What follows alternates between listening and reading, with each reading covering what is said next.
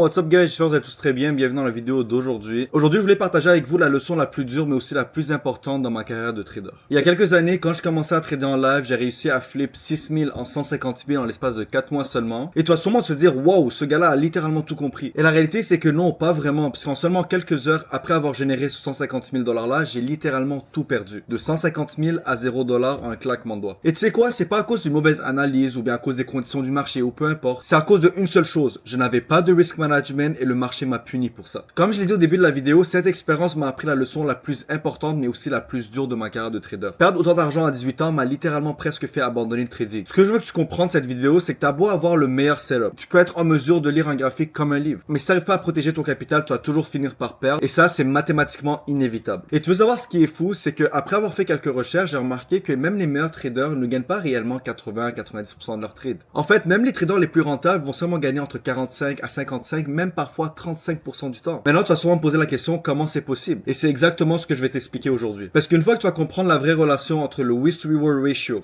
et ton win rate, tout va changer pour toi. Tu vas remarquer que le trading, c'est pas une question d'avoir raison tout le temps, mais plutôt combien je gagne lorsque j'ai raison versus combien je perds lorsque j'ai tort. Donc, dans cette vidéo, je vais t'expliquer pourquoi le risk management est littéralement la différence entre un blow à un count et rester dans le trading au long terme. Aussi, je vais te montrer la connexion entre ton risk to reward et ton win rate et pourquoi même si tu perds 6 trades sur 10, tu peux quand même être rentable. Et pour finir, comment j'ai réussi à utiliser mon risk management pour me sortir d'un petit losing streak que j'avais eu en début d'année 2026. Donc, si t'en as marre que ton portfolio fait des up and down comme des montagnes russes et tu veux vraiment avoir un income steady, si tu veux enfin commencer à trader avec un plan solide qui va te garder dans le jeu même pendant les moments difficiles, alors cette vidéo elle est pour toi. Donc, mets un like si tu veux plus de contenu comme ça, abonne-toi si c'est pas déjà fait et accroche-toi parce que ce que je m'apprête à te montrer va littéralement changer ta perspective complète sur le trading. Donc, allons-y. Premièrement, il faut se poser la question, pourquoi le risk management est-il aussi important? Pour répondre à ça, laisse-moi te montrer quelque chose que personne va t'expliquer par rapport au trading, surtout en tant que débutant. Faisons des mathématiques simples. Si tu perds 50% de ton wallet sur une position ou bien sur multi-positions, combien d'argent tu dois régénérer pour pouvoir retourner à ta case initiale, donc ton break-even? La majorité des personnes qui débutent vont sûrement penser que tu dois régénérer un autre 50%, mais c'est pas vraiment ça la réalité. Si tu perds 50% de ton wallet, il faut que tu sois capable de générer 100% de profit pour retourner à ton break-even.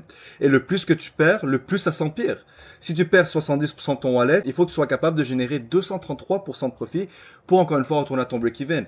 Si tu perds 80%, tu dois générer 400%. Si tu perds 90%, tu dois générer 900%. Ça veut dire que tu dois littéralement 9x ton portfolio simplement pour retourner à la case initiale, donc ton break-even. Et c'est exactement pour ça que protéger ton capital est la chose la plus importante dans ton trading. Parce que le plus que tu en perds, le plus de temps que ça va prendre pour les récupérer. Et malheureusement, c'est exactement ça qui m'est arrivé personnellement. Quand j'ai perdu mon 150 000, vu que je n'avais pas de risk management, j'ai mis toutes mes eggs in the same basket en espérant hit un home run. Et malheureusement, ce home run-là n'est jamais arrivé et c'est exactement comme ça que j'ai tout perdu. Parce que pensez, quelqu'un qui protège son capital et qui génère seulement 20, 30 ou même 40% par année de façon consistante avec une stratégie qui est constante, va toujours outperform la personne qui essaie de flip des accounts.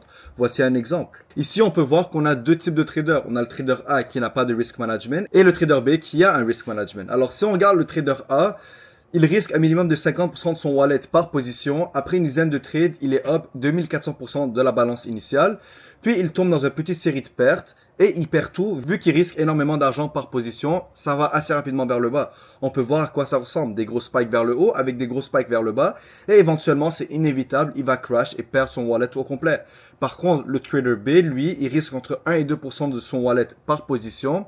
Il applique une stratégie de façon constante et génère 30 à 40% de façon annuelle. Le trader B va probablement monter les escaliers plus lentement, mais au final, il a beaucoup plus de chances d'atteindre ses objectifs finaux. Maintenant, laisse-moi te montrer les 3 piliers fatals que tous les traders qui n'ont pas de risk management vont appliquer. Et même moi, dans mes débuts, j'ai fait ces 3 erreurs-là, alors écoute jusqu'à la fin. Erreur numéro 1, risquer trop par trade. Quand tu commences à te dire, oh, je le sens, et je commence à risquer 10 à 50% de mon portfolio par trade, tu sais déjà que tu es vers la fin de ton wallet. Parce que soyons réalistes, il te faut seulement une série de pertes de 2-3 trades pour perdre ton wallet au complet. Maintenant, l'erreur numéro 2, le revenge trading. Donc maintenant, tu viens de perdre une position et ton ego est touché. Tu veux récupérer ton argent maintenant, donc qu'est-ce que tu décides de faire? C'est doubler sur ta prochaine position. Et spoiler alert, ça finit jamais bien pour toi et le marché va toujours te punir pour avoir fait cette erreur-là. Maintenant, l'erreur numéro 3, pas mettre de stop loss, et je vois ça assez souvent. Tu viens et tu te dis, oh, le marché va revenir, right? C'est le famous last word des personnes qui blow leur account. Quand tu déplaces ton stop loss contre toi, ok, ou bien t'as simplement pas de stop stop loss, t'es plus vraiment en train de trader. T'es en train de gamble et tu attends simplement un miracle. Donc, ce n'est plus du trading. Maintenant que tu comprends les erreurs à éviter, laisse-moi te montrer ce qui va tout changer pour toi. Et c'est là que la plupart des traders débutants ont une révélation. Le trading, c'est pas une question d'avoir raison tout le temps, mais c'est plutôt une question mathématique. Quand j'ai commencé à trader, comme la plupart des débutants, j'étais obsédé par mon win rate. J'avais besoin d'avoir un win rate de 80-90% du temps parce que c'est ça que je pensais que les traders pro profitables faisaient. Certains traders les plus profitables que je connais ont un win rate de 35 à 50%, puis sont quand même capables de générer des millions de dollars par année. Et maintenant, tu vas te demander comment c'est possible de faire autant si tu perds littéralement 60% du temps. Et c'est exactement qu'est-ce que je vais te prouver de façon mathématique maintenant. Le secret, c'est le risk to reward ratio, ou en français, ton risque versus ton rendement. C'est simple. C'est combien tu risques de perdre quand tu perds un trade versus combien tu peux gagner lorsque tu gagnes un trade. Par exemple, si tu risques 100$ et tu vises à faire 200$ de gain, tu as un risk to reward de 1 pour 2. Maintenant, si tu risques 100$ et tu vises à gagner 300$ de profit, ben dans ce cas-là, tu as un risk to reward de 1 pour 3. Et c'est exactement ça qui est fou, parce qu'avec un bon risk to reward, tu peux remarquer que même si tu perds plus de trades que tu en gagnes, tu peux quand même devenir profitable. Et laisse-moi te montrer les maths derrière ça. Voici un graphique qui explique le risk reward versus le win rate. Les sections oranges, c'est les break-even. Les sections rouges, c'est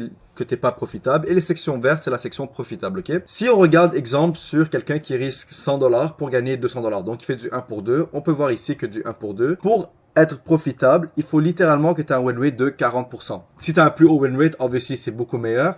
Mais un minimum pour commencer à faire des profits sur le marché, tu devrais avoir un win rate de 40%. Maintenant, si tu risques 100 pour gagner 300, donc tu as un risk reward de 1 pour 3.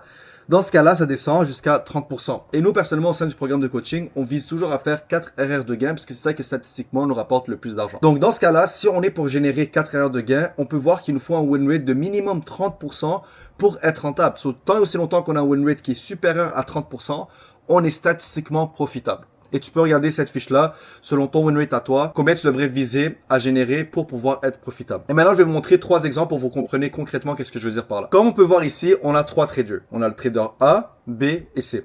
Le trader A a un win rate de 80% et qui vise à générer du 1 pour 1. C'est son risk reward. S'il risque 100$, il veut gagner 100$ de l'autre côté. Sur 10 trades, on va prendre l'exemple commun sur 10 trades, il en gagne 8 vu que son win rate est de 80%. Donc, sur les 8 trades qu'il a gagné, il a gagné 100$ par trade, donc il a généré un total de 800$ de gain. Simultanément, sur les 10 trades, il en a perdu 2. 2 fois moins 100$, ce qui lui a rapporté une perte de 200$. Si on soustrait les pertes des gains, ça va donner un total profit de plus 600$ de gain. Donc on peut voir que c'est quand même extrêmement profitable. Maintenant, qu'est-ce que je vais vous montrer? C'est un truc complètement différent. Le trader B, lui, il a un win rate de seulement 40%. Ça veut dire 2 fois moins de win rate de trader A. Donc il perd 2 fois plus souvent que le trader A. Par contre, son risk to reward est de 1 pour 3. Donc lorsqu'il risque 100$, il veut gagner 300$. Donc sur les 10 trades, encore une fois, il y en a seulement 4 qui sont gagnants, ce qui lui a permis de générer un total de 1200$. Pourquoi? Parce que sur chaque trade gagnant, il a généré 300$ de gain, parce que c'est du 1 pour 3. Et aussi, simultanément, il a perdu 6 trades. Donc 6 fois moins 100 équivaut à moins 600$. Donc on peut voir que son profit total est quand même de 600$.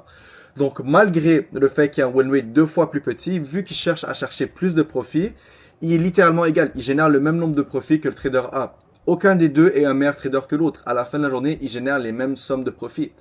Maintenant, le trader sait que celui-là, il correspond plus à notre stratégie personnelle. Nous avons un win rate d'à peu près 50% et on vise à aller chercher 1 pour 4 de risk to reward. Donc, si on risque 100$, on veut gagner 400$. Sur les 10 trades, on va avoir 5 trades gagnants. Donc, 5 trades gagnants qui génèrent 400$ de gain par trade nous rapportent un total de plus 2000$ de gain. Les 5 trades perdants qu'on a eu nous ramènent 5 fois moins 100, ce qui nous amène un total de moins 500$. Et on finit avec un profit total de plus 1500. Alors on peut voir que malgré qu'on a eu un win rate de seulement 50%, on est littéralement quasiment 3 fois plus profitable que le trader numéro A. Donc c'est exactement comme ça que tu peux voir la corrélation entre ton win rate et ton risk to reward pour avoir une idée de combien d'argent tu es supposé générer. Aussi guys, gardez en tête que ça c'est basé sur seulement 10 trades, l'échantillon est quand même assez petit.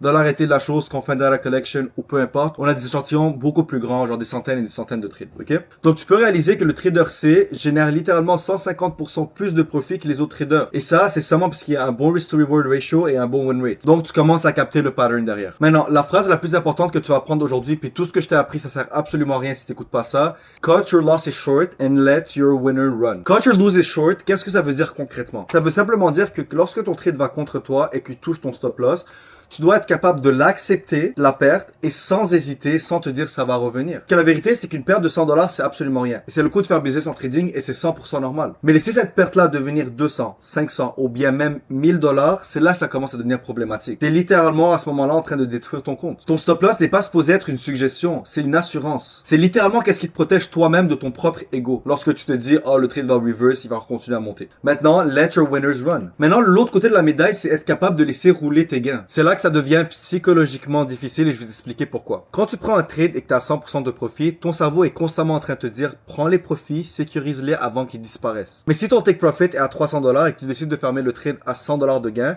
t'es littéralement en train de détruire ton risk to reward. Tu as risqué 100$ pour générer 100$ au lieu de 300. Donc ton risk to reward vient littéralement de passer de 1 pour 3 à du 1 pour 1. Et avec un risk to reward de 1 pour 1, tu dois avoir raison plus de 50% du temps pour être profitable et c'est beaucoup plus compliqué de cette manière-là. Cette règle-là, elle teste la discipline de tous les traders. C'est facile à comprendre, mais c'est un peu plus compliqué à exécuter. Parce que ton cerveau est programmé de cette façon. Tu veux éviter la douleur, donc tu laisses tes trades rouler plus longtemps quand ils sont en perte. Et tu veux sécuriser tes gains, donc tu fermes tes profits un peu trop tôt. Mais les traders profitables font littéralement le contraire de qu'est-ce que leur cerveau leur dit. Ils acceptent la douleur rapidement, ça veut dire leur stop loss qui se font hit, et ils retardent leur gratification en laissant les trades rouler et atteignent potentiellement leur take profit beaucoup plus tard. Et je comprends, c'est 100% contre-intuitif et inconfortable. Mais c'est comme ça que tu gagnes réellement en trading.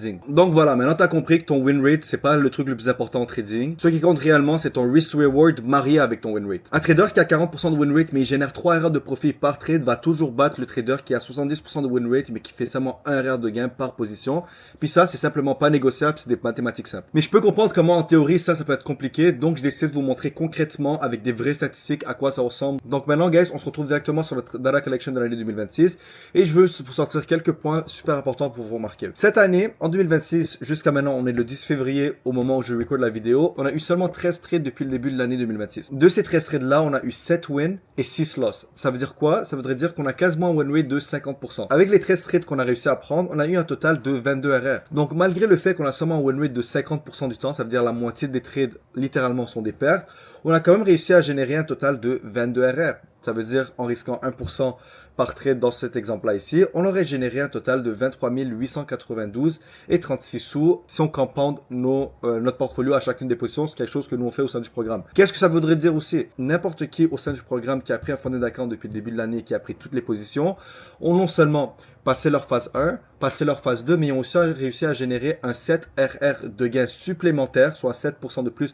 sur leur funded account. Pour quelqu'un qui s'est fait funded avec 100 000$ US, il a réussi à générer un total de 7 000$ US depuis le début de l'année. Et ça seulement en tradant BTC et Ethereum, sans calculer Gold, sans calculer les stocks, sans calculer les autres assets que les gens au sein du programme y tradent. Et c'est exactement comme ça qu'il y a plein de traders au sein du programme qui ont réussi à être funded depuis les dernières semaines. Parce qu'ils sont en train de voir comment concrètement une stratégie qui est statistiquement profitable avec un bon risk to reward et un bon win rate peut leur générer des profits. Donc l'idée, c'est d'avoir une courbe qui ressemble à ça. Ok, tu gagnes des trades, tu perds des trades, mais tous tes trades, tu risques la même somme d'argent, puis t'anticipes de gagner un certain montant d'argent aussi. Donc on peut voir ici qu'on a une curve qui est 100% healthy in my opinion. On fait des higher high et des higher low comme un graphique en règle générale. Donc ça me prouve que tant aussi longtemps qu'on continue à faire des mouvements comme ça, il n'y aura pas des gros spikes vers le bas ou bien gros spikes vers le haut. C'est une stratégie qui est consistante et les retours sont un peu prédictibles entre guillemets. So, statistiquement, ça ferait du sens. Donc comme on peut voir ici, ça c'est toutes les trades qu'on a pris depuis le début de l'année, encore une fois. On peut voir qu'on a commencé l'année sur un petit peu un rough path. Ok, on a eu littéralement 3 trades d'affilée en perte sur BTC. Puis à la place de se dire, guys, on va doubler sur la prochaine position, ou bien on va diminuer notre risque, ou bien juste skip une position. Vu qu'on a stick sur nos règles, puis on a pris chacun des trades, puis on a toujours risqué la même somme d'argent et on vise toujours à générer un 4 RR de gain, on peut voir que le 4e trade de l'année a repris toutes les pertes qu'on a fait depuis le début de l'année. Et en plus de ça, on nous a donné un 1 RR de plus. Puis à partir de là, on peut voir qu'on a eu beaucoup de wins consécutifs. Donc on va faire un mini récapitulatif rapide de tout ce qu'on a vu depuis le début, ok? Numéro 1, le risk management, c'est littéralement ce qui va séparer un trader qui est non profitable avec un trader qui est profitable. Numéro 2, le win rate seul ne veut absolument rien dire. C'est le mariage du win rate avec le risk to reward ratio. Numéro 3, cut your losses short et let your winners run. Et tout ce que je viens de te montrer, c'est pas seulement de la théorie, c'est vraiment quelque chose que moi j'applique dans mon trading qui m'a permis de devenir rentable en trading. Et on peut voir ici aussi que malgré le fait que j'ai seulement un win rate de 50% en date en 2026, j'ai quand même réussi à être up 22% du portfolio total depuis le début de l'année 2026. Parce que le truc que j'ai compris et le truc le plus important pour moi, c'est littéralement de garder ton capital le plus safe possible. Et tu dois simplement laisser les probabilités faire leur travail, puis tout va être correct pour toi par la suite. Donc guys, comme j'ai dit, ça va être tout pour la vidéo d'aujourd'hui. J'espère que vous avez apprécié. Si vous avez des questions par rapport à tout ce que j'ai dit aujourd'hui, mettez-le moi en commentaire. Je vais prendre le temps de répondre à chacun d'entre vous. Et si vous avez aimé, n'oubliez pas de mettre un like et follow la chaîne YouTube, ça fait extrêmement plaisir. That being said, guys, on se voit la semaine prochaine pour la prochaine vidéo. Ciao, guys.